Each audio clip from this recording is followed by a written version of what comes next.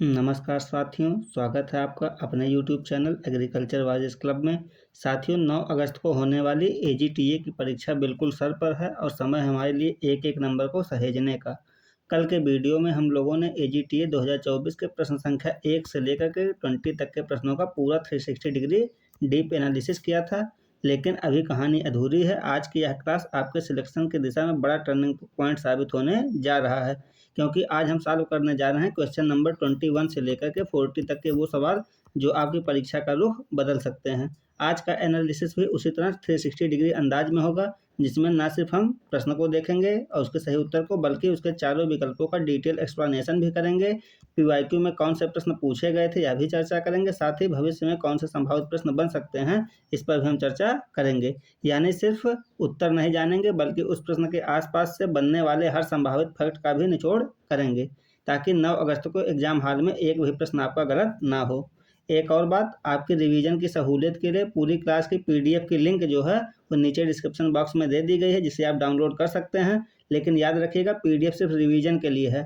असली कॉन्सेप्ट और जो एक्स्ट्रा बातें मैं यहाँ बताऊँगा वो आपको वीडियो के अंत तक बने रहने पर ही मिल पाएंगी।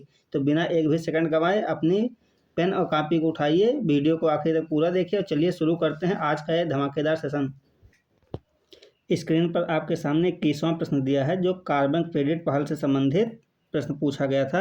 इसमें प्रश्न क्या था कि उत्तर प्रदेश सरकार ने खेती को वैश्विक कार्बन क्रेडिट बाजार से जोड़ने के लिए कौन सी पहल शुरू की है। इसमें आपके ऑप्शन क्या थे? हरित यूपी पहल, सतत कृषि योजना, कृषि वानिकी, कार्बन वित्त परियोजना और कार्बन तटस्थ कृषि कार्यक्रम। तो इसमें आपका सही विकल्प जो था कौन सा था? कृषि वानिकी कार्बन वित्त परियोजना। तो यह सवाल सामान्य किताबों में आसानी से आपको नहीं मिलेगा। आइए इस पूरे कार्बन क्रेडिट और कृषि वानिकी वाले कॉन्सेप्ट का 360 पोस्टमार्टम कर लेते हैं और जान लेते हैं कि अगर एग्जामिनर यहाँ से कोई भी गुगली डाले तो आपको बोल्ड नहीं होना, कैसे आप उसको छक्का मार सकते हैं। तो एग्जामिनर यह जानना चाहता है कि क्या आपको उत्तर प्रदेश सरकार की उन नीतियों की जानकारी है जो किसानों की आय दुगुनी करने, आपने सुना होगा जब से सरकार बनी है तब से किसानों की आय दुगुनी करने पर जोर दिया जा रहा है और जलवायु परिवर्तन दोनों से एक साथ निपट रही है। आज के समय में कृषि केवल अनाज उगाने तक सीमित नहीं है, बल्कि किसान पर्यावरण बचा करके भी जो है पैसे कमा सकता है, और यही इस योजना का मूल आधार है। सबसे पहले जान लेते हैं कि कार्बन क्रेडिट आखिर क्या बला है।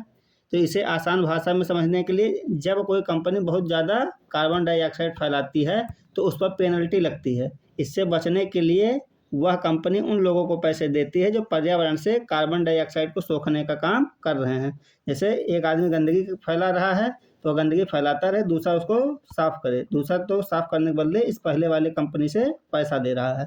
इस तरह का कॉन्सेप्ट जो होता है कार्बन क्रेडिट कहलाता है।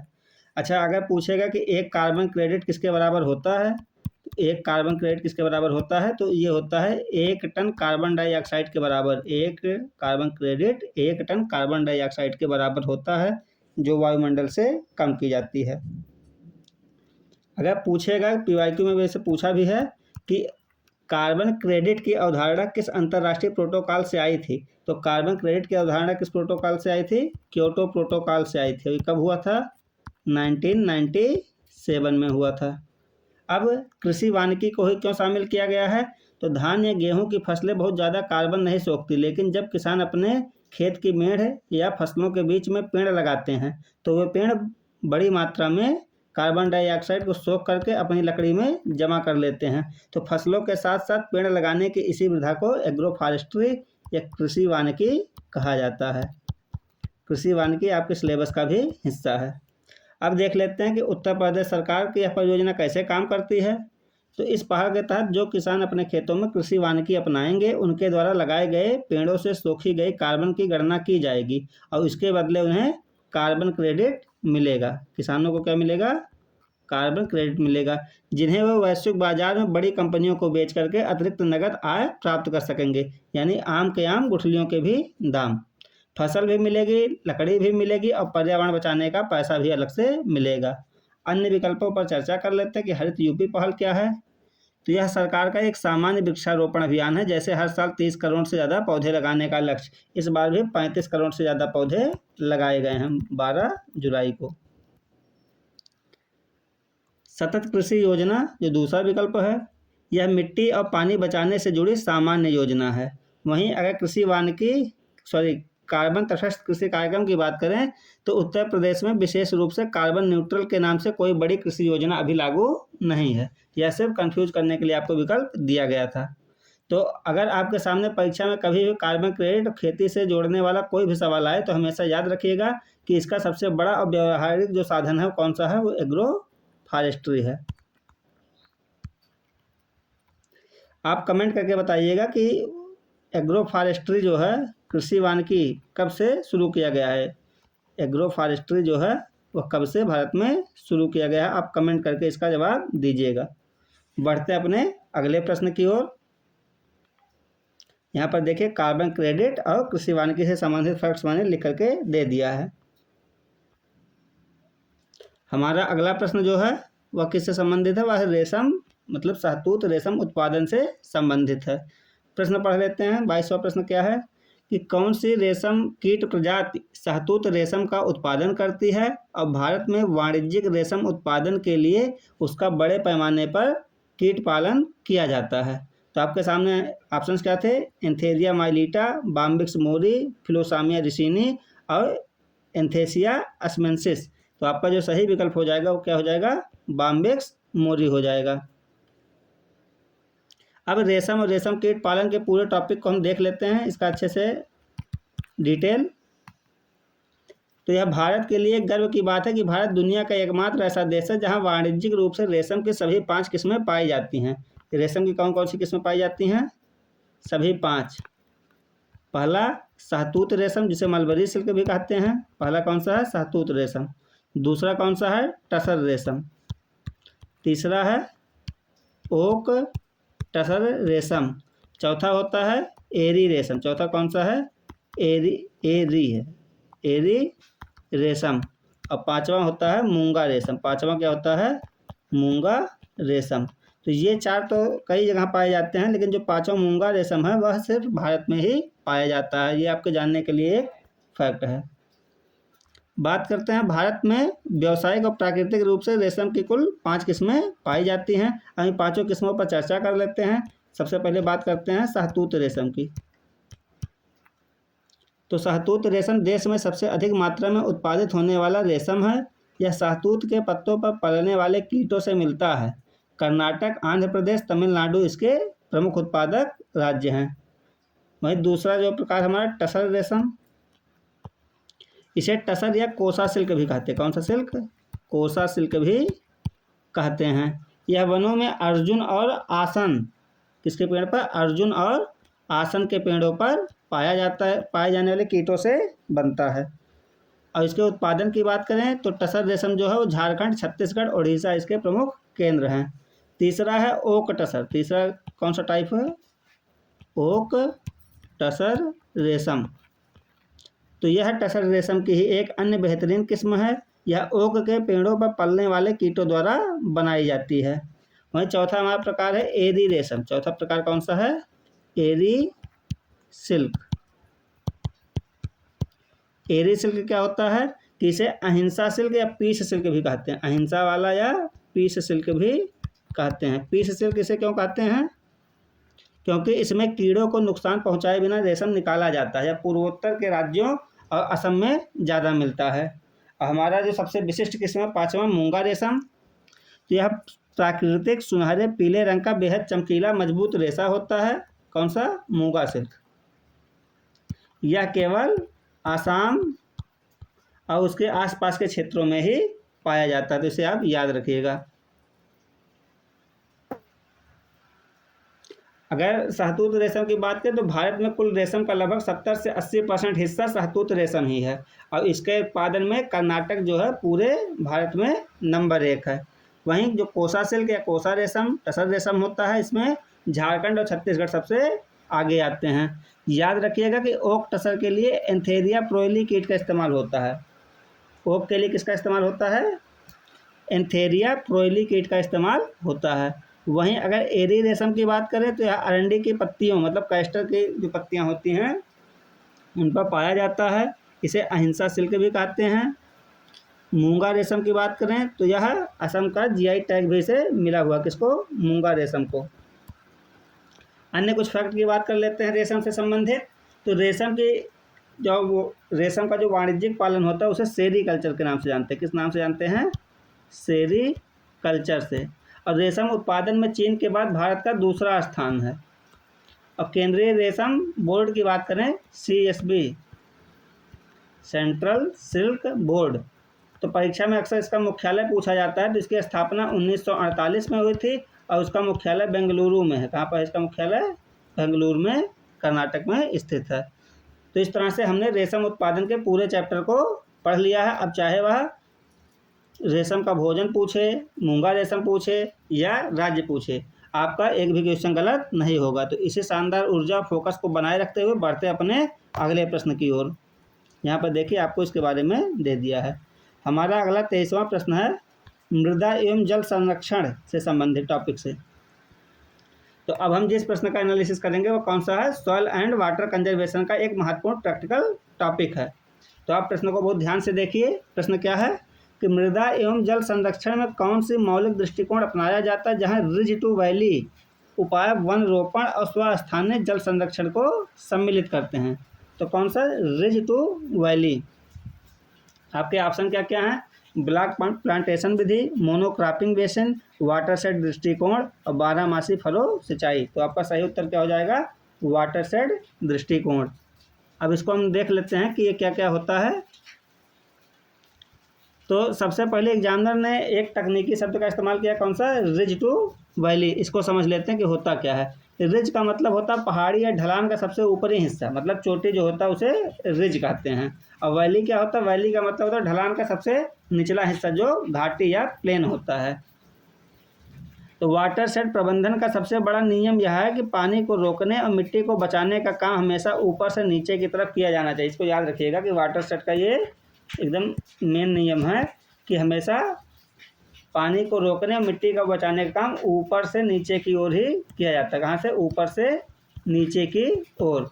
और इसका कारण क्या है कि अगर आप ऊपर रिज पर पेड़ नहीं लगाएंगे या पानी नहीं रोकेंगे तो बारिश का पानी इतनी तेज़ी से नीचे आएगा कि घाटी में आपके बनाए गए सारे बांध और चेक डैम टूट जाएंगे। कारण क्या है कि अगर यहाँ नहीं रोका जाएगा मिट्टी के कटाव को या पानी के बहाव को, तो इतनी तेज़ी के साथ नीचे आएगा कि नीचे बना कोई भी इंफ्रास्ट्रक्चर उसको रोक नहीं पाएगा। अब बात कर लेते हैं कि ये वाटरशेड होता क्या है, कि वाटरशेड है क्या। तो यह ज़मीन का एक ऐसा प्राकृतिक बेसिन या कैचमेंट एरिया होता है जहां बारिश का सारा पानी ढलान के अनुसार बहकर एक ही कॉमन पॉइंट, जैसे कोई नदी, नाला या झील पर आकर के मिल जाता है, उसे वाटरशेड कहा जाता है।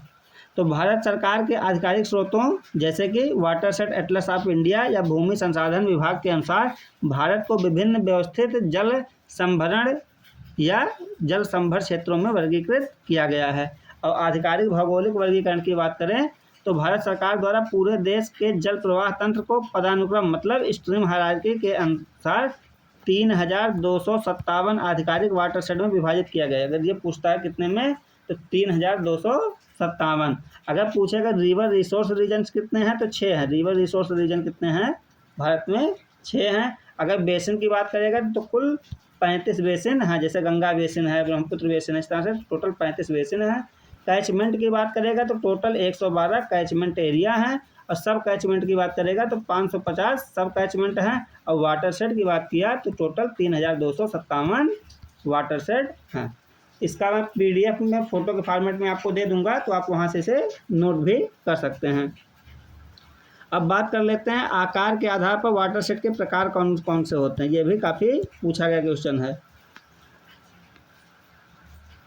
तो अगर आकार के आधार पर बात करें तो सबसे पहला टाइप कौन सा होता है? Micro watershed. कौन सा? माइक्रो वाटरशेड में क्या होता है? 50,000 हेक्टेयर से अधिक की भूमि हो शामिल होती है। कितने की? 50,000 हेक्टेयर से अधिक की भूमि। अब बड़े पैमाने पर नदी घाटी बुनियादी ढांचा प्रबंधन इसका मुख्य उपयोग होता है। दूसरा होता है सब वाटरशेड। दूसरा क्या होता है? सब वाटरशेड। तो ये 10,000 से 50,000 हेक्टेयर तक की जो भूमि होती है उसे शामिल किया जाता है सब वाटरशेड में। वहीं अगर मिली वाटरशेड की बात करें, मिली वाटरशेड की, तो 1,000 से लेकर के 10,000 हेक्टेयर तक को मिली वाटरशेड के अंतर्गत रखा जाता है। आप इसका स्क्रीनशॉट भी लेकर के रख सकते हैं कि जो मिली वाटर शेड है वह 1000 से 10,000 हेक्टेयर में, माइक्रो वाटर शेड जो है वो 100 से 1000 हेक्टेयर तक, वहीं जो मिनी वाटर शेड होता है वह 1 से 100 हेक्टेयर तक होता है। व्यक्तिगत या छोटे सामुदायिक स्तर पर जल संचयन जो है वो मिनी वाटर शेड के अंतर्गत आता है। स्थानीय स्तर पर चेक डैम में मृदा संरक्षण का कार्य माइक्रो वाटर शेड के अंतर्गत आता है। वहीं ग्रामीण विकास और संसाधन योजना की जो व्यवहारिक इकाई है वो मिली वाटर शेड होती है, 1000 से 10,000 हेक्टेयर के क्षेत्र में होता है। सबसे बड़ा माइक्रो वाटर शेड होता है 50,000 हेक्टेयर से अधिक के क्षेत्र में। वहीं अगर राष्ट्रीय वाटर शेड कार्यक्रम की बात कर लें तो भारत सरकार का भूमि संसाधन विभाग प्रधानमंत्री कृषि सिंचाई योजना के अंतर्गत WDC PMKSY मतलब PM कुसुम 2.0, जिसका संचालन 2021 से 26 तक के लिए किया जा रहा है, के तहत सरकार ने 49.50 लाख हेक्टेयर वर्षा आधारित और शुष्क भूमि क्षेत्र को वाटरशेड विकास के दायरे में लाने का भौतिक लक्ष्य निर्धारित किया है। इसके लिए सरकार मैदानी क्षेत्रों में 22,000 प्रति हेक्टेयर की दर से वित्तीय सहायता भी प्रदान कर रही है। तो इसे आप याद रखिएगा, डिपार्टमेंट ऑफ लैंड रेवेन्यू से लिया गया है। कितना पैसा दे रही है? 22,000 प्रति हेक्टेयर की दर से वित्तीय सहायता दे रही है। अब देख लेते हैं कि स्वस्थानीय क्या होता है। स्वस्थानीय जल संरक्षण किसे कहते हैं? तो इसका मतलब पानी जहाँ गिरे उसे वहीं रोक लो। इसके लिए ढलानों पर समोच्च खाइयाँ मतलब कंटूर खाइयाँ, मेढ़बंदी और वन रोपण किया जाता है ताकि पानी बहने के बजाय सीधे मिट्टी के अंदर सोख लिया जाए। मतलब जहाँ पानी गिरे वहीं रोकना क्या कहलाता है? स्वस्थानीय जल संरक्षण यानी इन सिटू वाटर कंजर्वेशन कहलाता है। अब बढ़ते हैं अपने विकल्पों की ओर कि हमारे चारों विकल्प क्या थे। तो पहला था ब्लॉक प्लांटेशन विधि। इसका मतलब सिर्फ एक खाली चौकोर मैदान में पेड़ लगाना है। इसमें ढलान, पानी के ढलाव, रिस्ट टू वैली जैसी कोई वैज्ञानिक सोच शामिल नहीं होती। सीधा सीधा जैसे मैदानी इलाकों में पेड़ लगा दिया जाता है वो होता है ब्लॉक प्लांटेशन विधि।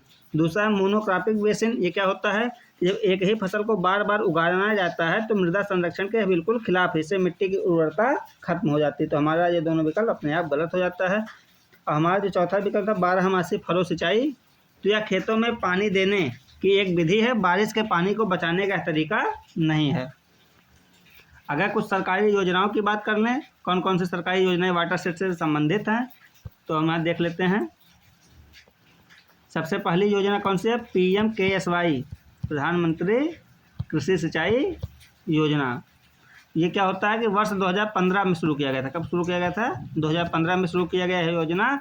इस योजना का एक बहुत बड़ा घटक है, इसमें वाटरशेड विकास शामिल किया गया है। कौन सा विकास? इसका वाटरशेड विकास प्रधानमंत्री कृषि सिंचाई योजना के अंतर्गत शामिल किया गया है। और इसका मुख्य नारा है कि हर खेत को पानी, जल संचय, जल सिंचन। तो हर खेत को पानी किसका नारा है? प्रधानमंत्री कृषि सिंचाई योजना का। दूसरा है IWMP। इसका मतलब एकीकृत वाटरशेड मैनेजमेंट प्रोग्राम, मतलब इंटीग्रेटेड वाटरशेड मैनेजमेंट प्रोग्राम, एकीकृत वाटरशेड प्रबंधन कार्यक्रम। तो परीक्षा में पूछा जाता है कि भारत में बंजर भूमि विकास के लिए कौन सा प्रोग्राम चलाया गया था। तो बंजर भूमि के विकास के लिए कौन सा प्रोग्राम चलाया गया था? IWMP चलाया गया था, जिसे अब PMKSY में मिला दिया गया। PMKSY में इसे मिला दिया गया है। वहीं तीसरा एक और नाम याद कर लीजिए, नीरू मीरू। तो नीरू मीरू क्या है?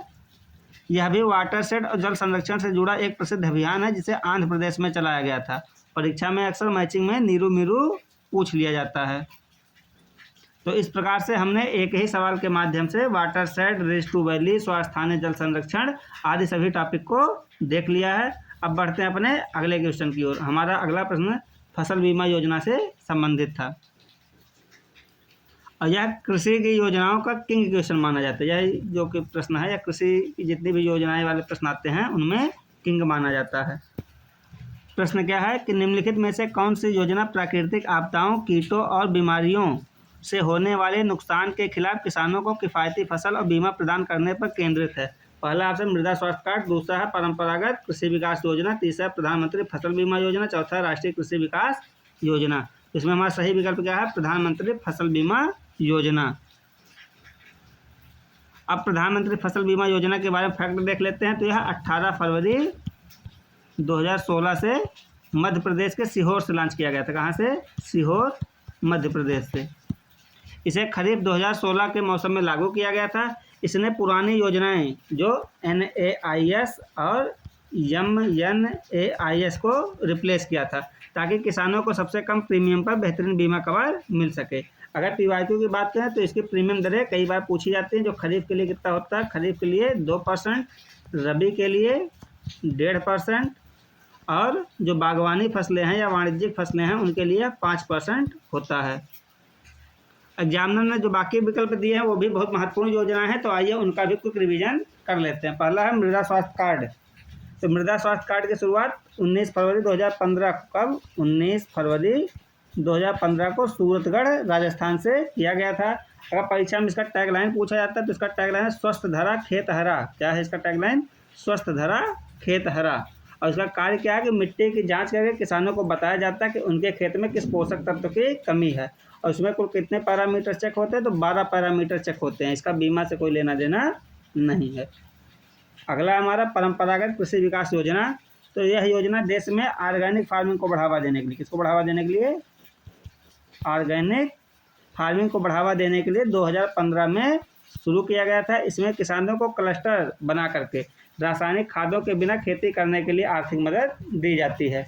अगर यहाँ से PYQ फैक्ट पूछेगा तो पूछ लेगा कि भारत का पहला जैविक राज्य कौन सा है, तो इसका सही विकल्प क्या हो जाएगा? सही उत्तर सिक्किम। सिक्किम भारत का पहला जैविक राज्य है। ऑप्शन डी में दिया राष्ट्रीय कृषि विकास योजना। तो यह योजना 2007 में शुरू किया गया था। कब? 2007 में 11वीं पंचवर्षीय योजना के दौरान इसे शुरू किया गया था। इसका उद्देश्य था कृषि और संबद्ध क्षेत्रों में 4% की वार्षिक वृद्धि दर हासिल करने के लिए राज्यों को अपनी कृषि योजनाएं खुद बनाने की छूट और फंड देना। अब इसी योजना को मतलब राष्ट्रीय कृषि विकास योजना को ही RKBY रफ्तार के नाम से जाना जाता है। तो किसका नया रूप है? राष्ट्रीय कृषि विकास योजना का। इस तरह से योजनाओं के नाम बदल करके उन्हें संचालित किया जा रहा है, उसे थोड़ी बहुत चेंजेस करके। तो अब अगर आपसे प्रश्न एग्जामिनर पूछ लेगा प्रीमियम से या स्वस्थ धरा खेत हरा से, तो आपका एक भी क्वेश्चन गलत नहीं होगा। मुझे पता है कि आप सबने अपनी तैयारी में दिन रात एक कर दिया, इसीलिए आपकी मेहनत को धार देने के लिए अब हम एक और बेहतरीन प्रश्न जो कि किस टॉपिक से है, एंटोमोलॉजी टॉपिक से लिया है। या कौन सा प्रश्न है? गंधी बग के बारे में, जिसमें हम एंटोमोलॉजी के एक सबसे सुपरस्टार क्वेश्चन को हल करेंगे। कि क्या है ये प्रश्न? गंधी बग निम्नलिखित में से किस फसल का पहचाना गया कीट है? तो इसका सही जवाब हो जाएगा चावल का कीट है। इसके अन्य ऑप्शन क्या दिए हैं? गेहूं, कपास और सरसों। तो सबसे पहले जान लेते हैं कि इसका नाम गंधी बग क्यों पड़ा था। तो इस कीट का जो वैज्ञानिक नाम हो क्या है? Leptocorisa acuta. क्या नाम इसका?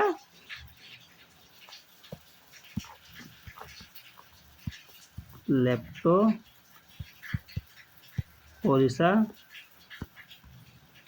एक्यूटा इसका नाम है। और इसे गंधी इसलिए कहा जाता है क्योंकि इसके शरीर से एक ही बहुत ही अजीब और बदबूदार गंध आती है, फाउल स्मेल जो होता है आती है। इसकी वजह से इसे गंधी मतलब गंधाने वाला कीड़ा कहते हैं। जो इसका रक्षा तंत्र भी, जब यह खेत में हमला करता है तो पूरे खेत में एक विशेष प्रकार की बदबू आने लगती है। तो ये होता है गंधी बग। किस में लगता है? ये चावल में लगता है। और यह एग्जामिनर का सबसे फेवरेट क्वेश्चन है कि गंधी बग जो है नुकसान किस अवस्था में करता है। तो यह हमेशा मिल्किंग स्टेज पर, किस स्टेज पर? मिल्किंग स्टेज यानी कि दुग्धावस्था पर हमला करता है। जब धान की बालियों के अंदर दाना बन रहा होता है और उसमें सफ़ेद दूध जैसा तरल पदार्थ होता है, तब यह कीट उस दूध को चूस लेता है। इसके परिणाम स्वरूप बालियों में दाने नहीं भर पाते हैं और बिल्कुल खोखली रह जाती है, जिसे चैफिनेस भी कहा जाता है। क्या कहता है? चैफिनेस। तो अगर पूछेगा कि चैफिनेस किस में होता है, तो धान में कैसे होता है? गंधी बग के कारण होता है। अच्छा, नियंत्रण और उपचार की बात कर लें। गंधी बग का नियंत्रण कैसे होगा? तो इसके रोकथाम के लिए खेत में मैलाथियान का 5% का घोल, मैलाथियान का छिड़काव या भुरकाव किया जाता है और 20 से 25 kg प्रति हेक्टेयर की दर से किया जाएगा। अच्छा, ये जो गंधी बग होते हैं प्रकाश के प्रति आकर्षित होते हैं, इसीलिए लाइट ट्रैप भी इन पर बहुत प्रभावी होता है। कौन सा? लाइट ट्रैप गंधी बग पर काफ़ी प्रभावी होता है। अच्छा, अन्य विकल्पों पर चर्चा कर लेते हैं। जैसे गेहूं दिया है, तो गेहूं का सबसे खतरनाक कीट दीमक होता है, जो इसकी जड़ों को खा जाता है। इसके अलावा गुलाबी तना छेदक भी गेहूं को नुकसान पहुंचाता है। अब गेहूं का मामा फेलोरिस माइनर किसके कारण होता है, ये आप कमेंट करके बताइएगा। अगला है कपास। तो अगर कपास से सवाल आया तो 99% चांस है कि गुलाबी सुंडी यानी कि पिंक वाल, जो पिंक बाल वार्म होता है उसके बारे में पूछेगा। तो पिंक बाल वार्म किसकी वजह से होता है, पैक्टिनोफोरा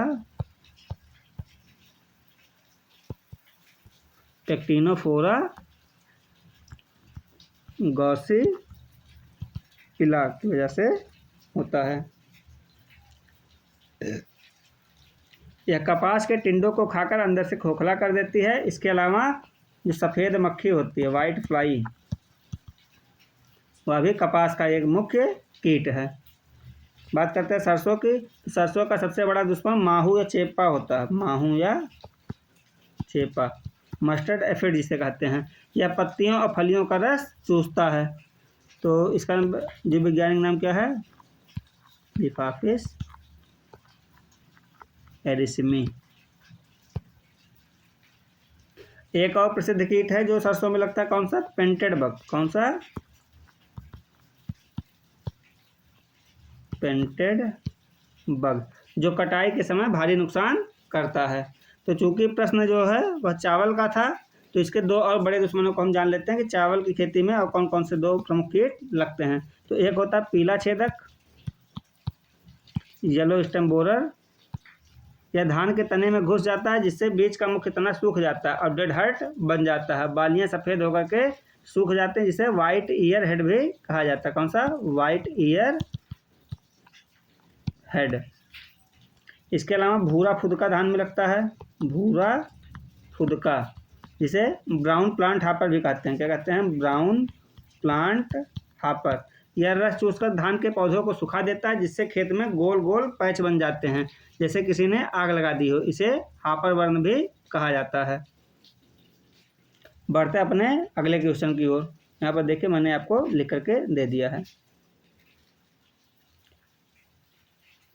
अब हम 26वें प्रश्न का ऑपरेशन करने जा रहे हैं। यह सस्य विज्ञान के बुनियादी वर्गीकरण का एक बेहद शानदार सवाल है जो दिखने में तो आसान लगता है लेकिन परीक्षा के दबाव में अक्सर गलतियां करवा देता है। प्रश्न क्या है कि निम्नलिखित फसलों का उनके सही वर्गीकरण श्रेणी से मिलान कीजिए। तो पहला दिया है चावल, गन्ना, मूंगफली और जूट। तो आइए इसे सामने सामने मिलाते हैं। चावल जो है वह कैसी फसल है, वो अनाज की फसल है। गन्ना नकदी फसल है। मूंगफली तिलहन की फसल है। और वहीं जूट क्या है, रेशेदार फसल है। तो इस प्रकार से हम इसे आमने सामने मिला सकते हैं। एग्जाम हाल में एग्जाम प्रेशर के तहत हो सकता है कई बार हम जो है आसान प्रश्न भी गलत कर देते हैं। तो याद रखिएगा कि आसान प्रश्न बिल्कुल भी गलत नहीं करना है। यह प्रश्न पूरा अगर आप लॉजिक लगाते तब भी आपका सही हो जाता। मूंगफली जो तिलहनी फसल है क्योंकि इससे तेल निकाला जाता है। मूंगफली के अगर नाम की बात करें तो इसका नाम क्या है, एचिस हाइपोजिया। भारत की एक प्रमुख तिलहन फसल है जिसमें लगभग 45 से 50%, कहीं 46 से 50 भी लिखा है, तो 45 से 50% इसमें तेल पाया जाता है। मूंगफली लेग्यूमिनेसी परिवार का है और परीक्षा में अक्सर इससे जुड़ा एक प्रश्न पूछा जाता है कि पेगिंग मतलब सुइयां बनना। जो मूंगफली में फूल आने के बाद मिट्टी के अंदर फली बनने की प्रक्रिया होती है। वहीं जूट की बात करें तो जूट कैसा है, रेशेदार फसल है। और जूट को भारत का स्वर्णिम रेशा या गोल्डन फाइबर भी कहा जाता है। क्या कहा जाता है, गोल्डन फाइबर। और रेटिंग की जो प्रक्रिया होती है जूट में ही होती है। रेटिंग की जो प्रक्रिया होती है किसमें होती है, जूट में होती है। रेटिंग मतलब सड़ाना। और कई बार एग्जाम में रेटिंग से रिलेटेड प्रश्न पूछा गया है। इसके अलावा दो और मेन वर्गीकरण होते हैं। कौन सा, एक होता है तिलहन दिया ही है तो दलहन वर्गीकरण है, और एक होता है बागानी फसलें। तो बागानी में वे पौधे आते हैं जिन्हें बागानों में लगाया जाता है जैसे चाय, काफ़ी, रबड़, नारियल। और दलहनी फसलों में वो आते हैं जो प्रोटीन का मुख्य स्रोत होते हैं। उनकी जड़ों में राइजोबियम पाया जाता है जैसे चना, मटर, अरहर, मूंग आदि। तो राइजोबियम फसलों के बारे में हमने पिछली कक्षा में पढ़ा था। तो बढ़ते हैं अपने अगले क्वेश्चन की ओर। यहाँ पर आप इसको देख सकते हैं, आपके रिवीजन के लिए दे दिया है। हमारा 27वां प्रश्न है अगला। जो एमएसपी से संबंधित था। तो एमएसपी टॉपिक को हम अलग एक क्वेश्चन में कवर कर ले चुके हैं, तो उसको हम यहाँ पर स्किप कर रहे हैं। उसमें एमएसपी पूछा था कि सबसे ज़्यादा एमएसपी किस पर बढ़ा है। तो एमएसपी के बारे में आप जानते हैं कि इसमें 22 जो होती है मैंडेटरी क्रॉप होती हैं, जिसमें 14 खरीफ होती है, 6 रबी की होती है और 2 कमर्शियल क्रॉप होती है। इसके अलावा गन्ने पर एफआरपी दी जाती है। अगर मेजर हाईलाइट की बात कर लें इस बार एमएसपी के, तो जो धान की एमएसपी है वो कितना है, 2004 नहीं, धान की जो एमएसपी है, तो धान की एमएसपी इस बार कितनी है, 2441 प्रति क्विंटल है और गेहूं के लिए 2585 प्रति क्विंटल है। इसे आप याद रखिएगा। धान में जो है 72 रुपये की वृद्धि की गई है। कितने की, 72 रुपये की। अगर धान ग्रेड ए होगा तो 20 रुपये उसका दाम ज़्यादा रहेगा, 2461 प्रति क्विंटल हो जाएगा। वही मक्का की बात करें तो मक्का के लिए 2410, बाजरे के लिए 2900, अरहर जो तूर होता है उसके लिए 8450, मूंग की बात करें तो 8780, उड़द की बात करें तो 8200 प्रति कुंटल, सोयाबीन 5708 प्रति कुंटल लिया जाता है। तो इस तरह से प्रमुख रबी और खरीफ फसलों के एमएसपी आप याद कर लेंगे। बढ़ते अपने अगले प्रश्न 28 की ओर। हमारा 28वां प्रश्न है एनिमल हस्बेंड्री से संबंधित पशुधन स्वास्थ्य और टीकाकरण। तो इसमें पूछा था कि पशुधन स्वास्थ्य कार्यक्रम के अंतर्गत 2 खुर वाले पशुओं को प्रभावित करने वाले किस विषाणु रोग को अर्धवार्षिक टीकाकरण के लिए प्राथमिकता दी जाती है। तो यहाँ 2 खुर समझ करके कई सारे स्टूडेंट सोचे कि जो 2 पैर वाले हैं, 2 खुर से क्या समझे कि जो 2 पैर वाले हैं, लेकिन खुर जो होता है एक ही पैर में इस तरह का हिस्सा होता है, इसे बीच में कटा होता है, तो इसे 2 खुर वाले जानवर कहा जाता है। प्रश्न हमारा क्या था कि पशुधन स्वास्थ्य कार्यक्रम के अंतर्गत 2 खुर वाले पशुओं को प्रभावित करने वाले किस विषाणु रोग को, यहाँ पर भी ध्यान दीजिएगा, विषाणु रोग को अर्धवार्षिक टीकाकरण भी कैसा, अर्धवार्षिक टीकाकरण के लिए प्राथमिकता दी जाती है। तो हमारे ऑप्शन क्या थे, ब्रुसेलोसिस था, क्लासिकल स्वाइन फीवर यानी कि CSF, खुरपका मुहपका रोग FMD और PPR। तो हमारे इसमें जो सही विकल्प है वो क्या हो जाएगा, खुरपका मुहपका रोग। आइए देख लेते हैं सबसे पहले कि बीमारी की प्रकृति के बारे में क्या दिया है। तो विषाणु जनित रोग होना चाहिए। तो खुरपका मुहपका जो है वह विषाणु जनित रोग है जो मुख्य रूप से 2 खुर वाले पशुओं जैसे कि गाय, भैंस, भेड़, बकरी, सूअर आदि को प्रभावित करता है। लक्षण क्या होता है खुरपका मुहपका का, कि तेज बुखार, मुंह मतलब मसूड़ों और जीभ और खुरों के बीच छाले और घाव का होना। इससे पशुओं की दुग्ध उत्पादन क्षमता कम हो जाती है और काम करने की क्षमता में भी गिरावट आती है। अच्छा, इसमें एक टर्म जो दिया है अर्धवार्षिक टीकाकरण, इस पर ध्यान दे लेते हैं कि अर्धवार्षिक टीकाकरण का मामला क्या है। तो FMD वैक्सीन से मिलने वाली इम्यूनिटी जो होती है पशुओं में जीवन भर नहीं टिकती, समय के साथ उनके शरीर में एंटीबॉडी का स्तर गिरने लगता है। तो इसी इम्यूनिटी को बनाए रखने के लिए राष्ट्रीय पशु रोग नियंत्रण कार्यक्रम, कौन सा, राष्ट्रीय पशु रोग नियंत्रण कार्यक्रम यानी कि NADCP। तो NADCP के तहत हर 6 महीने में अर्थात साल में 2 बार इस वैक्सीन का मास लेवल पर टीकाकरण किया जाता है। अन्य विकल्पों को आइए एलिमिनेट करना सीख लेते हैं कि गलत क्यों है। तो पहला दिया है ब्रुसेलोसिस, जिसके बारे में कल हमने विस्तार से चर्चा की थी कि पहली बात ये विषाणु से नहीं बल्कि बैक्टीरिया से होता है। कौन से बैक्टीरिया से होता है, ब्रुसेला एबॉर्टस। कौन सा, ब्रुसेला एबॉर्टस बैक्टीरिया से होता है और यह प्रजनन संबंधी रोग है। ब्रुसेलोसिस जो है प्रजनन संबंधी रोग है और इसका टीकाकरण साल भर में 2 बार नहीं होता बल्कि 4 से 8 महीने की मादा बछड़ियाँ जो होती हैं उनके जीवन काल में केवल 1 बार लगाया जाता है ब्रुसेलोसिस का टीका। वहीं क्लासिकल स्वाइन फीवर की बात करें तो यह मुख्य रूप से सूअरों को प्रभावित करने वाला वायरल रोग है। और PPR को बकरी का प्लेग भी कहते हैं, PPR को बकरी का प्लेग कहते हैं। यह भी एक विषाणु जनित रोग है जो मुख्य रूप से छोटे रुग्ण जैसे भेड़, बकरी आदि को प्रभावित करता है। अच्छा, NADCP की बात ही हुई है तो 2 चीज़ देख लेते हैं कि टीकाकरण के माध्यम से 2025 तक FMD का नियंत्रण करना। लक्ष्य क्या है कि 2025 तक FMD का नियंत्रण करना है और भारत को 2030 तक इस बीमारी से मुक्त कर देना है। 2030 तक इस बीमारी से मुक्त कर देना है। आप कमेंट करके बताइए कि भारत जो है रिंडरपेस्ट से मुक्त कब घोषित हुआ था। पूरी तरह से रिंडरपेस्ट से मुक्त, इस पर चर्चा हमने अपने टेलीग्राम ग्रुप में भी की थी। अब बढ़ते हैं अपने अगले प्रश्न की ओर।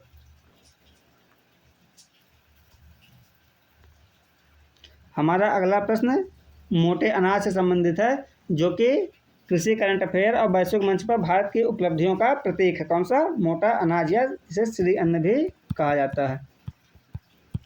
प्रश्न पढ़ लेते हैं। मोटे अनाज के बारे में जागरूकता बढ़ाने तथा उत्पादन और खपत को बढ़ावा देने के लिए निम्नलिखित में से कौन सा कथन सही है? तो हमारा जो पहला विकल्प है कि यूएन ने 2018 में इसे राष्ट्रीय वर्ष घोषित किया गया था, तो ये गलत है। यूएन ने नहीं, भारत ने किया था। भारत ने 2018 में न्यूट्री अनाज कहा और यूएन ने 2023 को अंतर्राष्ट्रीय वर्ष घोषित किया, तो यही विकल्प हमारा सही है। भारत ने 2023 को राष्ट्रीय वर्ष घोषित किया, ये गलत हो गया। डी वाला विकल्प जो इसमें नहीं छपा है वो क्या था कि अंतर्राष्ट्रीय व्यापार को बढ़ावा देने के लिए 2021 में मोटे अनाज यानी मिलेट्स को सुपर अनाज के रूप में पुनर्ब्रांड किया गया, तो ये भी गलत था। तो विकल्प बी सही क्यों है? क्योंकि भारत सरकार ने मोटे अनाजों जैसे कि ज्वार, बाजरा, रागी के पोषण महत्व को देखते हुए 2018 में आधिकारिक तौर पर इन्हें न्यूट्री अनाज कहा था। कब कहा था? 2018 में। इसके बाद भारत के प्रस्ताव पर ही यूएन ने 2023 को अंतर्राष्ट्रीय मिलेट वर्ष के रूप में घोषित किया था। तो 2021 में सुपर अनाज नहीं बल्कि न्यूट्री अनाज के रूप में से रीब्रांड किया गया था, इसलिए जो है चौथा विकल्प गलत हो जाता है। वहाँ पर सुपर अनाज लिखा था, वो सही विकल्प नहीं है। अब बात कर लेते हैं इसके जुड़े करंट अफेयर की। तो जो 2023-24 के केंद्रीय बजट में भारत सरकार ने मोटे अनाजों को एक नया और बेहद सम्मानजनक नाम दिया था। कौन सा नाम? श्री अन्न। कब? 2023 और 24 के बजट में। इसके अलावा अनुसंधान संस्थान की बात करें तो भारतीय कदन अनुसंधान संस्थान यानी कि Indian institute of millet research, तो मिलेट रिसर्च इंस्टीट्यूट कौन सा है, कहाँ स्थित है? तो यह हैदराबाद में स्थित है। हैदराबाद में स्थित है। कौन सा? IIMR, हैदराबाद तेलंगाना में। भारत सरकार ने इसे श्री अन्न के लिए वैश्विक उत्कृष्टता केंद्र के रूप में अपग्रेड किया है। अब भारत दुनिया में मोटे अनाजों का सबसे बड़ा उत्पादक देश भी, इसे आप याद रखिएगा। तो इस प्रकार से हमने मिलेट से जुड़े इतिहास, उसकी वैश्विक पहचान और करंट अफेयर सब कुछ अपनी मुट्ठी में कर लिया है। अब एग्जामिनर कैसा भी जाल बुने, आपका एक भी नंबर नहीं काट पाएगा। बढ़ते हैं अपने अगले प्रश्न की ओर। यहाँ पर देखिए मैंने सारा कुछ आपको दे दिया है। अगला है फूड प्रोसेसिंग टॉपिक से हमारा क्वेश्चन है। तो प्रश्न देख लेते हैं क्या था कि भारतीय खाद्य सुरक्षा एवं मानक प्राधिकरण FSSAI ने मानक मानदंडों के अनुसार रेडी टू सर्व फ्रूट, इस पर गौर कीजिएगा, कौन सा? Ready to serve fruit beverage को कठोर कंटेनर में पैक करते समय जल क्षमता मतलब फिल वॉल्यूम कितनी होनी चाहिए? तो इसका जो सबसे सही उत्तर होगा वो 90% होगा। काफ़ी कठिन क्वेश्चन था, मतलब जिसने पढ़ा वही कर सकता था। बाकी ऐसे प्रश्नों को आप स्किप कर सकते हैं। अगर आपको नहीं पता है तो वाइल्ड गेस ना कीजिए, यहाँ स्किप कर सकते हैं। तो अब समझ लेते हैं कि FSSAI का नियम क्या है या FSSAI क्या है। तो FSSAI के सख्त नियम कहते हैं कि कोई भी ready to serve food beverage जैसे फ्रूटी, माजा आदि होगा, तो अगर किसी कठोर कंटेनर जैसे कि टिन कैन या कांच की बोतल में पैक किया जाता है तो उसमें कम से कम 90% लिक्विड भरा होना चाहिए। ऐसा नहीं कि मतलब इतना बड़ा चिप्स की तरह इतना बड़ा डब्बा दे दो और उसमें जो है सिर्फ इतना भर करके दे दो, वह 90% भरा होना चाहिए। बाकी का ऊपर का जो 10% हिस्सा होगा, जैसे 90% मान लेते हैं भरा होगा, ऊपर के 10% हिस्से को हेड स्पेस कहते हैं। क्या कहते हैं? Head space. या खाली क्यों रखा जाता है? या खाली इसलिए रखा जाता है ताकि पास्चुरीकरण या प्रोसेसिंग के दौरान जब लिक्विड गर्म होकर फैले तो कंटेनर फटे नहीं। अच्छा, देख लेते हैं कि रेडी टू सर्व मतलब RTS क्या होता है, या भी FSSAI से जुड़े प्रश्नों में पूछा जाता है। तो RTS मतलब रेडी टू सर्व। पेय पदार्थों में कम से कम 10% फलों का रस होना चाहिए। कितना होना चाहिए? 10% कम से कम फलों का रस होना चाहिए और 10% कुल घुलनशील ठोस यानी कि TSS होना अनिवार्य है। इसको याद रखिएगा, हो सकता है अगली बार यही पूछ ले। तो 10% इसमें क्या होना चाहिए? फ्रूट जूस होना चाहिए। 10% कुल घुलनशील ठोस होना चाहिए। आप कमेंट करके बताइए कि FSSAI की स्थापना कब हुई थी। स्थापना और हेडक्वार्टर कमेंट करके बताइएगा। अब बढ़ते हैं अपने अगले प्रश्न 21वें की ओर।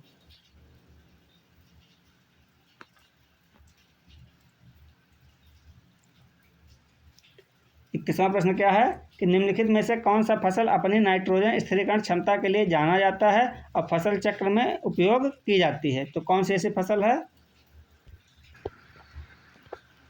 तो हमारा 31वां प्रश्न क्या था कि निम्नलिखित में से कौन सी फसल अपनी नाइट्रोजन स्थिरीकरण क्षमता के लिए जानी जाती है और फसल चक्र में उपयोग की जाती है। तो इसमें हमारा जो सही विकल्प हो जाएगा चना। अब यह चना विकल्प जो है सही क्यों है? तो चना एक दलहनी फसल है, जैसा कि हमने पिछले एक सवाल में राइजोबियम का पोस्टमार्टम किया था कि दलहनी फसलों की जड़ों की गांठों में वायुमंडल की स्वतंत्र नाइट्रोजन को सोख कर मिट्टी में फिक्स कर देती है। इससे मिट्टी की उर्वरता बढ़ती है। चना कैसी है? एक दलहनी फसल है, दलहनी फसल है। ये देखिए यहाँ पर। और फसल चक्र की बात करें तो मक्का, गन्ना और सरसों जैसी फसलें मिट्टी में बहुत ज़्यादा मात्रा में पोषक तत्व तो खींचती हैं, इसीलिए इन्हें एग्जॉस्टिव कहा जाता है। क्या कहा जाता है? एग्जॉस्टिव क्रॉप कहा जाता है। इसलिए इनके बाद फसल चक्र में चना या मूंग जैसी दलहनी फसलें उगाई जाती हैं ताकि मिट्टी में नाइट्रोजन का स्तर वापस बन सके। वहीं PIQ बूस्टर फैक्ट की बात करें तो चने में निपिंग का नाम की एक बहुत महत्वपूर्ण क्रिया की जाती है, जिससे पौधे के ऊपरी हिस्से के जो है वो यहाँ से काट दिया जाता है ताकि शाखाएं ज़्यादा निकले और पैदावार बढ़ जाए। तो चने में कौन सी प्रक्रिया होती है? निपिंग की। अब हमें पढ़ा था कि रेटिंग कहाँ पर होती है? जूट में होती है। तो इस प्रकार से प्रश्न पूछेगा कि निपिंग किस फसल से संबंधित है, तो आपका सही विकल्प हो जाएगा चना से संबंधित है, जबकि मक्का, गन्ना और सरसों ये क्या है? ये एग्जॉस्टिव क्रॉप हैं। चना ही क्यों और निपिंग क्या होती है यहाँ पर लिख दिया है। फिर हमारा जो 32वां प्रश्न था वो मिलेट से संबंधित है। 32वां प्रश्न जो हमारा था वो किससे संबंधित था? मिलेट से संबंधित था, और जिसे आयोग ने डिलीट कर दिया था, इसीलिए उस प्रश्न को हमने स्लाइड में नहीं शामिल किया है, लेकिन हम आपको एक्सप्लेन कर देते हैं कि निम्नलिखित में से कौन से लघु मोटे अनाज मिलेट के रूप में वर्गीकृत है। मतलब माइनर मिलेट और मेजर मिलेट्स उसने पूछा था। तो हम देख लेते हैं कि जो मेजर मिलेट्स हैं वो क्या होते हैं। मेजर मिलेट्स कौन कौन सी हैं? तो जिनका दाना अपेक्षाकृत बड़ा होता है, भारत में इनकी खेती बहुत बड़े एरिया में की जाती है, और इसमें 3 फसलें आती हैं। कौन कौन सी? ज्वार, बाजरा और रागी। कौन कौन सी आती है? ज्वार, बाजरा और रागी आती है। रागी को लेकर कभी कंफ्यूज मत होइएगा, यह मेजर मिलेट ही है। रागी क्या है? मेजर मिलेट है। इसके अलावा माइनर मिलेट कौन कौन सी हैं? तो जिनका दाना बहुत छोटा, मतलब सरसों या उससे भी उसी के समान होता है, तो खेती का दायरा इनका छोटा होता है, लेकिन पोषण और बीमारियों से लड़ने के मामले में ये सुपर फूड माने जाते हैं। माइनर मिलेट्स इसमें कोदो, कंगनी,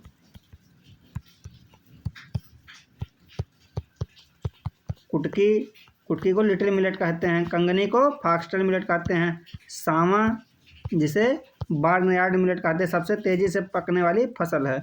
इसके अलावा चीना जिसे प्रोसो मिलेट कहा जाता है। एक तीसरा टाइप भी होता है सूडो मिलेट्स। क्या होता है? Pseudo millets. ये क्या होते हैं?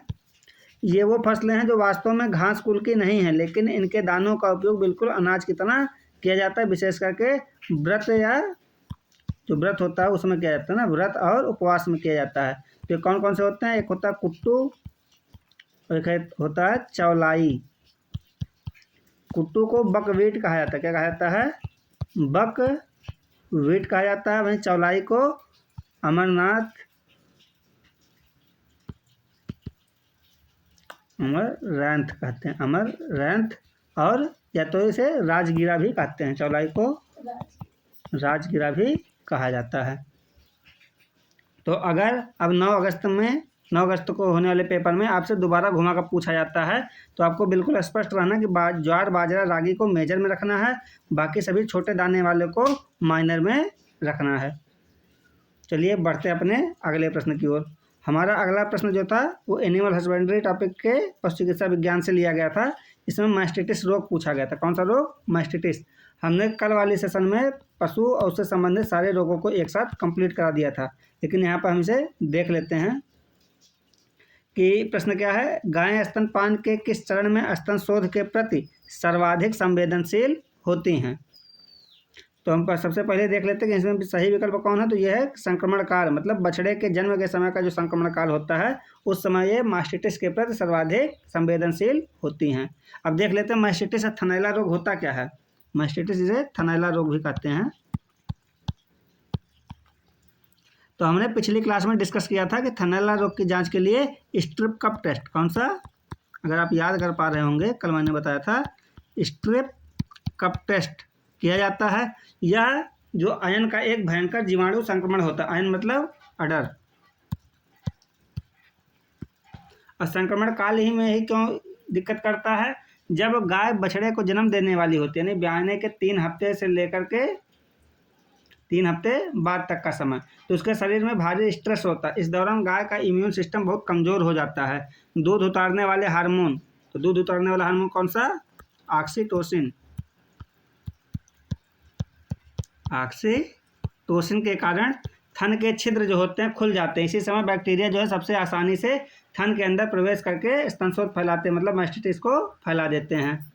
तो अगर एग्जामिनर पूछे कि गाय को दूध दोहने के बाद कितनी देर तक ज़मीन पर नहीं बैठने देना चाहिए, तो इसका उत्तर होगा लगभग 30 मिनट तक उन्हें नहीं बैठने देना चाहिए, ताकि खुला हुआ थन जो है छिद्र बंद हो जाए और बैक्टीरिया अंदर ना जा सके। अगर वो बैठ जाएगी तो फिर बैक्टीरिया आसानी से उसके अंदर चली जाएगी। तो संक्रमण काल और उसके से जुड़े कुछ फैक्ट मैंने यहाँ आपको दे दिए हैं। बढ़ते हैं अपने अगले प्रश्न की ओर। हमारा अगला प्रश्न जो है वो FSSAI के पशु आहार मानक से ही लिया गया है, मतलब ये भी एनिमल हस्बेंड्री टॉपिक का ही हिस्सा है। देख लेते हैं प्रश्न क्या था कि FSSAI के निर्देशों के अनुसार खाद्य उत्पादक पशुओं के लिए वाणिज्यिक पशु आहार हेतु किस मानक का अनुपालन किया जाना चाहिए। इसमें ऑप्शन क्या थे, IS 2052 के अनुसार BIS प्रमाणन, वार्षिक पर्यावरण लेख परीक्षा, ISO 9001 प्रमाणन और अनिवार्य थर्मल पास्चराइजेशन। तो इसमें जो सही विकल्प होगा कौन सा हो जाएगा, IS 2052 BIS। FSSAI का नियम क्या है कि भारतीय खाद्य सुरक्षा एवं मानक प्राधिकरण का मानना है कि जो पशु खाएगा वही उसके दूध और मांस के जरिए इंसान के पेट में भी जाएगा। इसीलिए पशुओं का चारा भी जो होगा वो 100% सुरक्षित होना चाहिए। अब BIS मानक क्या था, IS दिया है, BIS होगा, BIS द्वारा प्रमाणित IS 2052 मानक क्या है। IS 2052 जो मानक है क्या है, यह भारतीय मानक ब्यूरो यानी कि bureau of Indian standard BIS का वह विशिष्ट कोड है जो विशेष रूप से मवेशियों के चारों, इसके लिए मवेशियों के चारे की गुणवत्ता, उसमें प्रोटीन, फाइबर और नमी की मात्रा तय करता है। व्यावसायिक रूप से चारा बनाने वाली हर कंपनी का सर्टिफिकेशन लेना अनिवार्य है। कौन सा, BIS का IS 2052। अब विकल्प सी गलत क्यों है, क्योंकि ISO 9001 केवल एक क्वालिटी मैनेजमेंट का सर्टिफिकेट है, यह नहीं बताता कि चारे के अंदर सामग्री क्या होनी चाहिए। ISO 9001 प्रमाणन आपने कई जगह लिखा देखा होगा, तो किसका है, क्वालिटी मैनेजमेंट का है। किसका है, क्वालिटी मैनेजमेंट यानी कि प्रबंधन प्रणाली का यह प्रमाणन है, ISO 9001। तो 2 बेहद शानदार प्रश्नों का हम यहाँ पर देख लिए। अब बढ़ते हैं अपने अगले प्रश्न की ओर। हमारा अगला 35वां प्रश्न जो है वो वायु गुणवत्ता से संबंधित है। तो यह पर्यावरण विज्ञान का एक शानदार प्रश्न है। कौन सा प्रदूषक CPCB के NAMP के तहत निगरानी किए जाने वाले मानदंड वायु प्रदूषकों की सूची में शामिल नहीं किया जाता है। ऑप्शन क्या क्या है, सल्फर डाइऑक्साइड और कड़कीय पदार्थ यानी PM10, अमोनिया और नाइट्रोजन ऑक्साइड। तो इसमें जो सही विकल्प हो जाएगा क्या हो जाएगा कि जो अमोनिया है उसे CPCB द्वारा NAMP के तहत निगरानी वाले मानदंड वायु प्रदूषकों की सूची में नहीं रखा गया है। अब ये NAMP होता क्या है, national air quality monitoring programme. क्या है ये, national air quality monitoring programme, जो CPCB मतलब सेंट्रल पॉल्यूशन कंट्रोल बोर्ड यानी केंद्रीय प्रदूषण नियंत्रण बोर्ड द्वारा पूरे देश में वायु प्रदूषण नापने के लिए चलाया गया कार्यक्रम है। तो NAMP के तहत पूरे भारत में सभी स्टेशनों पर मुख्य रूप से चार मानदंड प्रदूषकों को नियमित निगरानी की जाती है। पहला कौन सा होता है, सल्फर डाइऑक्साइड, दूसरा क्या है, नाइट्रोजन डाइऑक्साइड, तीसरा क्या है, PM10, जो तीनों इसमें दिया गया था, और चौथा जो होता है वो होता है PM 2.5। क्या होता है, PM 2.5 होता है। तो इस तरह से इन चारों की निगरानी की जाती है। अमोनिया क्यों नहीं है? तो अमोनिया राष्ट्रीय परिवेशी वायु गुणवत्ता मानकों यानी कि NAAQS कि 12 प्रदूषकों वाली विस्तृत सूची में तो शामिल है, लेकिन NAMP के तहत सभी स्टेशनों पर नियमित रूप से मापा जाने वाला मानदंड का प्रदूषक नहीं है। तो अमोनिया ऐसा नहीं कि ये वायु प्रदूषण नहीं फैलाता, अमोनिया 12 में तो शामिल है, लेकिन उन 4 में शामिल नहीं है जिन्हें NAMP के और CPCB द्वारा नियमित रूप से मापा जाता है। बढ़ते हैं अपने अगले प्रश्न की ओर। यहाँ पर देखिए दिया गया है हमारा अगला प्रश्न, जो सबसे ज़्यादा कृषि परीक्षाओं में पूछा जाने वाला प्रश्न है, ई नाम आधिकारिक तौर पर कब लॉन्च किया गया था? यह प्रश्न लगभग 40 से ज़्यादा बार पूछा जा चुका है विभिन्न परीक्षाओं में। तो एग्जामिनर अगर कृषि मंडी से सवाल बनाएगा तो ई नाम से बच करके नहीं जा सकता। तो आप इससे जुड़े 3 फैक्ट याद कर लीजिए जिससे आपका कोई भी प्रश्न गलत ना हो। पहला कि इसका लॉन्च कब हुआ था? तो 14 अप्रैल 2016 को डॉक्टर अम्बेडकर जयंती के अवसर पर इसे प्रधानमंत्री मोदी द्वारा लॉन्च किया गया था। अगर इसके टैग लाइन या उद्देश्य की बात करें तो इसका उद्देश्य है कि एक राष्ट्र एक बाजार, यह देश भर के APMC मंडियों को, मतलब कृषि उपज मंडी समितियों को एक ही ऑनलाइन नेटवर्क से जोड़ता है ताकि किसान अपनी फसल देश में कहीं भी बेच सके। अगर नोडल एजेंसी की बात की जाए कि कौन सी नोडल एजेंसी रहेगी, तो इससे जुड़ा सबसे ज़्यादा पूछा गया प्रश्न है। तो ई नाम को लागू करने की जिम्मेदारी किसके पास है? SFAC के पास है। किसके पास? SFAC के पास है। SFAC मतलब small farmer agri business consortium, यानी कि लघु कृषक कृषि व्यापार संघ। और किसके अंतर्गत काम करता है? तो यह कृषि मंत्रालय के अंतर्गत काम करता है। तो इस प्रकार से हमने पर्यावरण के मानकों और कृषि मार्केटिंग के 2 कोर कॉन्सेप्ट को कवर कर लिया है। ये देखिए कब इसे लागू किया गया था? 14 अप्रैल 2016 को। बढ़ते हैं अपने अगले प्रश्न की ओर। यह प्रश्न एग्रोनॉमी के फसल प्रणाली वाले चैप्टर का सबसे एवरग्रीन और आयोग का सबसे चहेता है। कौन सा? Relay cropping. प्रश्न पढ़ लेते हैं कि निम्नलिखित में से कौन सा रिले क्रॉपिंग को सही ढंग से परिभाषित करता है? इसके पहला विकल्प क्या है? एक ही खेत में 2 फसलें उगाना और परती छोड़ना, पहली खड़ी फसल की कटाई से पहले दूसरी फसल लेना, एक ही फसल की कटाई के बाद दूसरी फसल लेना। और चौथा जो विकल्प दिया था, क्या दिया है कि एक साथ कई फसलें बोना और उगाना और उनकी एक साथ कटाई करना। तो हमारा जो सही विकल्प हो जाएगा, पहली खड़ी फसल की कटाई से पहले दूसरी फसल बोना रिले क्रॉपिंग कहलाता है। तो आइए देख लेते हैं कि रिले क्रॉपिंग होता क्या है। तो आपने एथलेटिक्स या खेल जो रिले रेस होता है उसमें ज़रूर देखा होगा। उसमें जो पहला वाला धावक होता है वो दौड़ ही रहा होता है कि रुकने से पहले अपना बैटन जो है वो दूसरे खिलाड़ी को पास कर देता है, फिर दूसरा खिलाड़ी लेकर उसे आगे बढ़ता है। तो इसी तरह से अभी खेत में पहली फसल की कटाई नहीं हुई, कटाई से 10-15 दिन पहले ही दूसरी फसल जैसे अलसी, मसूर, खेसारी के बीज जो है खेत में छिटक दिया जाता है कि जिससे फसल कटे तुरंत जो है नई फसल वहाँ पर तैयार हो जाए। तो इसमें जो बीज का टाइम पीरियड है वह बच जाता है। अब इससे जुड़े 2 तथ्य और जान लीजिए कि पैरा और उतैरा क्या होते हैं, जो PYQ में कई बार पूछे गए हैं। तो अगर एग्जामिनर रिले क्रॉपिंग पूछेगा तो 99% चांस है कि वह इन 2 शब्दों को जरूर छुएगा। तो भारत में धान के खेत में की जाने वाली रिले क्रॉपिंग के स्थानीय नाम है पैरा और उतैरा। पैरा क्या होता है? या पश्चिम बंगाल और बिहार में पैरा कहलाता है जो रिले क्रॉपिंग होती है, वहीं मध्य प्रदेश और छत्तीसगढ़ में इसे उतैरा कहते हैं। अगर बात करें भारत में रिले क्रॉपिंग का जनक किसे माना जाता है, तो डॉक्टर SS बैस को। किसको? डॉक्टर SS बैस को जनक माना जाता है, जिन्होंने एक वर्ष में 4 फसलें मतलब मूंग, मक्का, आलू, गेहूं उगाने का मॉडल दिया था। बाकी विकल्प गलत क्यों, एक बार चेक कर लेते हैं कि जब हम जमीन की उर्वरता को वापस लाने के लिए उसे कुछ समय तक खाली छोड़ देते हैं तो परती छोड़ना या क्रॉप रोटेशन कहलाता है। दूसरा है सिक्वेंशनल क्रॉपिंग की एक ही मतलब दूसरा क्या था? सिक्वेंशनल क्रॉपिंग। तो यह साधारण खेती जो आमतौर पर की जाती है, यानी एक फसल पूरी तरह से कट गई, खेत खाली हो गया, फिर उसकी जुताई करके दूसरी फसल बोना, जैसे धान काटने के बाद गेहूं बोना। तो ये होता है सिक्वेंशनल क्रॉपिंग। और जो ऑप्शन डी था मिश्रित क्रॉपिंग, मतलब जब 2 या 2 से अधिक फसलों को एक साथ मिला करके बोया जाएगा, इसमें कोई फिक्स लाइन या कतार नहीं होती है। तो इस सवाल से हमने पूरे क्रॉपिंग सिस्टम की सबसे कन्फ्यूजिंग परिभाषाओं का धुआं निकाला। अब चाहे रिले रेस का उदाहरण हो चाहे पैरा उतेरा, आपका कोई भी क्वेश्चन गलत नहीं होने वाला है। बढ़ते अपने अगले प्रश्न की ओर।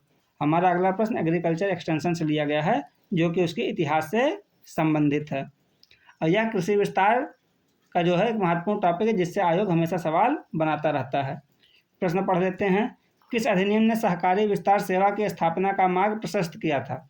तो इसका सही विकल्प क्या हो जाएगा, स्मिथ लीवर अधिनियम 1914 ने सहकारी विस्तार सेवाओं यानी कि CES की स्थापना का मार्ग प्रशस्त किया था।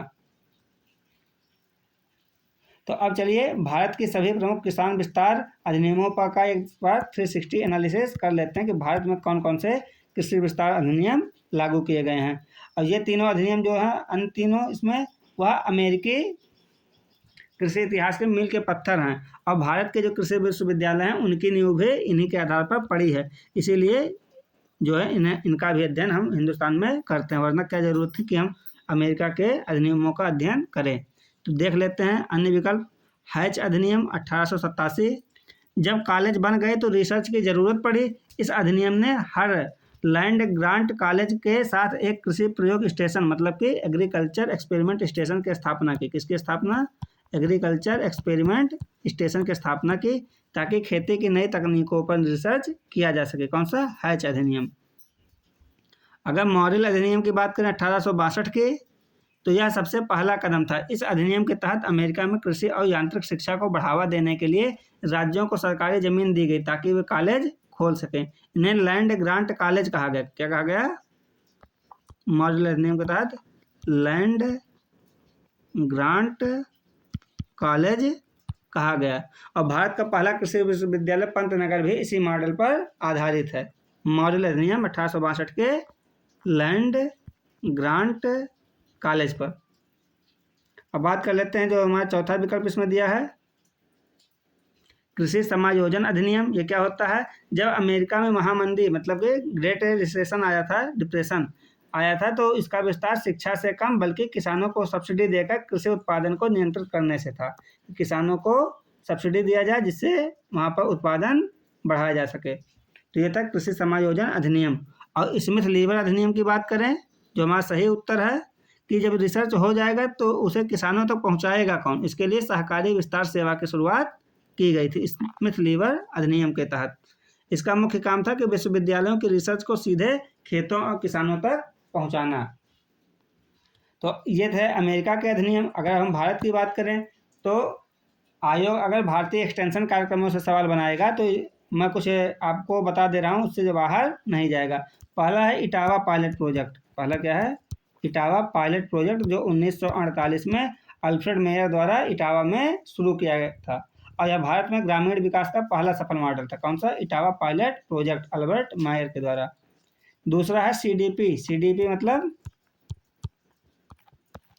Community development programme. यह 1952 में आया था। कब आया था, 1952 में। यह स्वतंत्र भारत का सबसे बड़ा और पहला ग्रामीण विकास कार्यक्रम था जिसे 2 अक्टूबर 1952 को लॉन्च किया गया था। इसके अलावा NES की बात करें, राष्ट्रीय विस्तार सेवा या national extension service, national extension service 1953 में ही आया था। जब CDP के लिए फंड कम पड़ने लगा तो उसे सपोर्ट करने के लिए 2 अक्टूबर मतलब उसी के साल भर बाद 2 अक्टूबर 1953 को NES की शुरुआत की गई थी। इसके अलावा हम बात करें पंचायती राज सिस्टम की, पंचायती राज सिस्टम, तो ये 1959 कब, 2 अक्टूबर को ही, 2 अक्टूबर 1959 को राजस्थान के नागौर से इसकी शुरुआत पंडित नेहरू द्वारा की गई थी। नागौर कहाँ पर है, राजस्थान में है। और बाद में 24 अप्रैल को इसे क्या बना दिया गया, 1992 में संवैधानिक दर्जा दे दिया गया, जिसके बाद 24 अप्रैल को ही पंचायती राज दिवस मनाया जाने लगा। T&V सिस्टम की बात करें, ट्रेनिंग एंड विजिट प्रोग्राम या ट्रेनिंग एंड विजिट सिस्टम, तो इसे 1974 में लागू किया गया। किसके द्वारा, डेनियल बेनोर के द्वारा, डेनियल बेनोर के द्वारा। अब भारत में इसे सबसे पहले राजस्थान चंबल कमांड एरिया में लागू किया गया था। कहाँ लागू किया गया था, चंबल कमांड एरिया में। इसके अलावा KVK की बात करें, कृषि विज्ञान केंद्र, तो 1974 में मोहन सिंह मेहता समिति की सिफारिश पर सबसे पहला KVK पुडुचेरी में खोला गया था। और KVK से जुड़े सवाल लगभग हर परीक्षाओं में पूछे जाते हैं। अभी हाल में पूछा गया था कि टोटल कितने KVK कार्य कर रहे हैं, तो 731 KVK कार्य कर रहे हैं, मतलब यहाँ प्लस भी लगा सकते हैं। प्रश्न में सही विकल्प 731 को ही माना गया था। तो अब अगर कोई भी सवाल पूछे एक्सटेंशन इतिहास से, तो आपका एक भी जो क्वेश्चन गलत नहीं होगा। अब बढ़ते हैं अपने 39वें प्रश्न की ओर, जो हमारा किससे संबंधित है, बीज प्रौद्योगिकी से संबंधित है। किससे संबंधित है, बीज प्रौद्योगिकी से संबंधित है। और कृषि कानून का भी एक प्रश्न इसमें दिया हुआ है। 39वां प्रश्न क्या है, बीज नियम 1968। तो यदि बीज कंटेनर में हानिकारक रसायन से उपचारित बीज है तो लेबल पर क्या चेतावनी होनी चाहिए। मतलब जब आपके घर पर देखा होगा आपने कि बीज कंटेनर जब रसायन कोई आता है तो उस पर पॉलीथीन के ऊपर एक लेबल लगा होता है, वह क्या लेबल होता है, यही यह पूछना चाहता था। तो पहले विकल्पों को देख लेते हैं। केवल कृषि उपयोग के लिए, भोजन, चारे व तेल के लिए उपयोग ना करें, पुनर्विक्रय के लिए, ठंडे और सूखे स्थान में रखें। ये हमारे 4 विकल्प हैं। इसमें सही विकल्प क्या होगा, भोजन, चारे व तेल के उपयोग के लिए। बहुत सारे लोगों ने क्या किया होगा कि बीज देखा होगा तो केवल कृषि उपयोग के लिए टिक करके चले आए होंगे, उनका प्रश्न गलत हो गया होगा। तो सीड ट्रीटमेंट या बीज उपचार क्या होता है, बुआई से पहले बीजों को मिट्टी जनित बीमारियों और कीटों से बचाने के लिए अक्सर फफूंदनाशक जैसे कि थीरम, कैप्टान आदि कीटनाशक से उन्हें उपचारित किया जाता है। अब नियम क्या है, कानूनी चेतावनी क्या है इसमें, तो बीज अधिनियम 1966 और बीज नियम 1968 के तहत यह सख्त नियम है कि जहरीले रसायन वाले बीजों की बोरी पर साफ साफ चेतावनी होनी चाहिए। चूंकि रसायन जहरीले होते हैं इसीलिए उन्हें इंसान मतलब भोजन के रूप में, पशुओं मतलब चारे के रूप में और मीलों यानी तेल निकालने के लिए इस्तेमाल करने की सख्त मनाही की जाती है। अब बढ़ते हैं अपने आज के अंतिम प्रश्न की ओर। इससे पहले अगर आपको क्लास पसंद आया हो तो क्लास को लाइक शेयर जरूर करें, चैनल को सब्सक्राइब करें। कल के हमने 20 प्रश्नों को लगभग 2 घंटे में कराया था। कितने घंटे में कराया था, लगभग 2 घंटे में एकदम डीप डिटेल एनालिसिस कराया था। और आज का सेशन हमारे लगभग 1 घंटे में कंप्लीट हो रहा है। तो कुछ लोगों ने कहा था सर आपकी स्पीड स्लो है, तो हमने उसको तेज किया। बढ़ते अपने अगले प्रश्न की ओर। आप बताइएगा कि दोनों सेशन में आपको सबसे ज़्यादा मज़ा किस सेशन में आया था। क्वेश्चन संख्या 40 क्या है, OECD बीज योजना। तो भारत में OECD बीज योजना के लिए किस प्राधिकरण को राष्ट्रीय नामित प्राधिकरण के रूप में नामित किया गया है। तो यहाँ पर हमारे कई विकल्प थे, कृषि आयुक्त, सचिव, बीज, पौध संरक्षण सलाहकार, निदेशक। तो हमारा सही विकल्प क्या हो जाएगा, संयुक्त सचिव बीज हो जाएगा। अब देख लेते हैं कि OECD है क्या। तो OECD organisation for economical cooperation and development बीज योजनाएं अंतर्राष्ट्रीय स्तर पर बीजों के व्यापार और सर्टिफिकेशन के लिए ग्लोबल स्टैंडर्ड तय करते, क्या तय करती हैं, ग्लोबल स्टैंडर्ड तय करती हैं ताकि पूरी दुनिया में उच्च गुणवत्ता वाले बीजों का व्यापार हो सके। और भारत की भागीदारी की बात करें तो भारत 2008 में OECD बीज योजनाओं का सदस्य बना था। इसके अलावा NDA की बात करें तो NDA मतलब नेशनल डेजिग्नेटेड अथॉरिटी, क्या, नेशनल डेजिग्नेटेड अथॉरिटी। तो भारत में अंतर्राष्ट्रीय स्तर के इन बीज मानकों की निगरानी और उन्हें लागू करने की जो सर्वोच्च जिम्मेदारी होती है वह कृषि एवं किसान कल्याण मंत्रालय के अंतर्गत संयुक्त सचिव बीज के पास होती है। किसके पास, संयुक्त सचिव बीज के पास होती है। तो इस प्रकार से हमने बीज प्रौद्योगिकी के 2 और प्रश्नों को उनके कानूनी और अंतर्राष्ट्रीय मानकों को पूरी तरीके से डिकोड कर लिया है। तो इस तरह से हमने पेपर के पहले 40 प्रश्नों का एकदम सुपड़ा साफ कर दिया है। अब अगर आपका फोकस 9 अगस्त को इसी तरह बना रहा तो आप पेपर पूरी तरह से फोड़ करके आएंगे। तो दोस्तों इसी के साथ हमने AGTA 2024 के पेपर के लिए एनालिसिस के दूसरे पार्ट में प्रश्न संख्या 21 से 40 तक को अच्छे से हल कर लिया है। मुझे पूरी उम्मीद है कि आपको हर एक क्वेश्चन का कॉन्सेप्ट बहुत अच्छे से समझ में आया होगा। लेकिन कहानी अभी ख़त्म नहीं हुई है। इस पेपर के सबसे महत्वपूर्ण और बचे हुए प्रश्न जो प्रश्न संख्या 41 से 65 उन्हें हम तीसरे पार्ट में कवर करेंगे। तो अगर आप अगला पार्ट मिस नहीं करना चाहते और अपनी तैयारी को 100% पक्का करना चाहते हैं तो अभी के अभी इस वीडियो को लाइक कीजिए, अपने दोस्तों के साथ शेयर कीजिए और चैनल को सब्सक्राइब करके बेल आइकन दबाना बिल्कुल भी मत भूलिएगा। साथ ही आपकी प्रैक्टिस के लिए और आपके रिवीजन के लिए इस पूरे सेशन के PDF मैंने नीचे डिस्क्रिप्शन बॉक्स में दे दी है, वहाँ से आप इसे डाउनलोड कर सकते हैं। मिलते हैं बहुत जल्द पार्ट 3 में, तब तक के लिए पढ़ते रहिए और जुड़े रहिए। आपका दिन शुभ हो। जय हिंद, जय भारत।